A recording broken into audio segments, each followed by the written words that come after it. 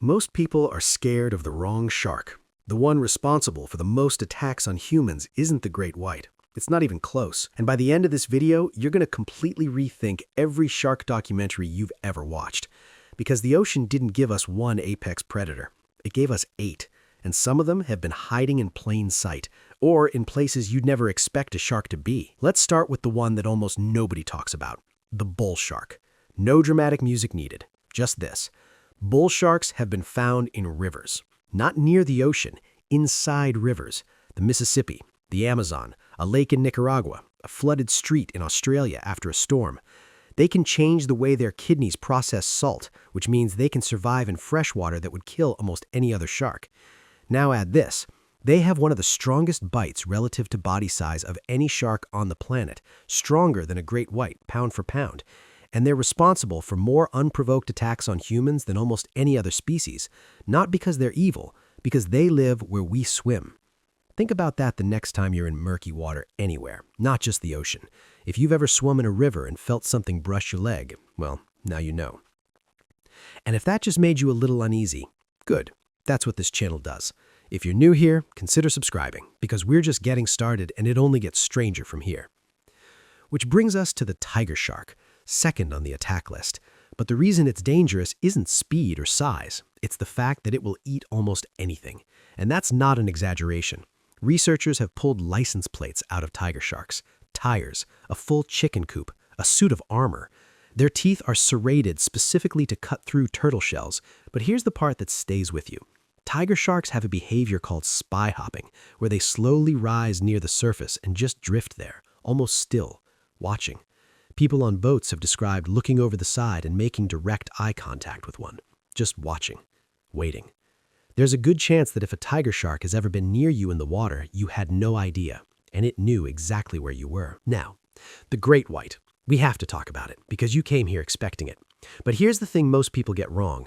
Great whites are not the mindless killing machines that movies made them. They're calculated, intelligent enough to have individual hunting strategies, patient enough to wait. They use a technique called bite and release. They hit once, pull back, and wait for the animal to weaken before returning. That's not instinct, that's strategy. Great whites are also one of the only animals on Earth that will lift their head above the waterline to observe their surroundings. They're not just hunting, they're studying. The reason great whites feel so terrifying isn't that they're out of control, it's that they're very much in control. If this video is already changing how you think about sharks, share it with someone who still thinks the great white is the whole story, because we're only halfway through. Then there's the Mako, and the Mako doesn't need a reputation because it has something better: performance. Fastest shark alive, 45 miles per hour in short bursts. It can breach completely out of the water, sometimes 12 feet into the air. It's also warm-blooded, or close enough, which is almost unheard of in fish. It regulates its own body temperature so it stays explosive in cold water when everything else slows down. The Mako doesn't get talked about the way great whites do. It doesn't need to. It's the one in the room that never says much, but when it moves, everything stops. Meanwhile, on what feels like a completely different planet, the whale shark, biggest fish in the ocean, up to 40 feet long, and it eats plankton, microscopic plankton. It has 300 rows of teeth and uses none of them. Researchers identify individual whale sharks the same way astronomers map stars, because the pattern of spots on their skin, no two are the same. Here's the thing about whale sharks, though. People swim with them, voluntarily. They're gentle, slow, completely unbothered by humans.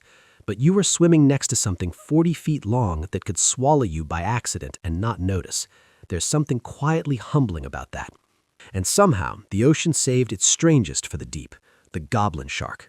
It lives so far down that we've barely studied it. What we do know is this: its jaw doesn't just open, it launches forward away from the skull as a separate structure to snap prey. No other animal does this. It extends its own face like a trap. It also has translucent pale pink skin because the blood vessels are so close to the surface. It moves slowly, it lives alone in complete darkness. It looks like something that shouldn't exist. And honestly, it probably knows that. Then there's the hammerhead. And the head isn't just for looks, though it does make quite an impression. That wide, flat structure is packed with electroreceptors so sensitive they can detect the electrical field of a stingray buried completely under sand. It doesn't see it. It feels the electricity of a living thing through the ground. Hammerheads also swim in schools during the day, sometimes hundreds of them, then go completely solitary at night.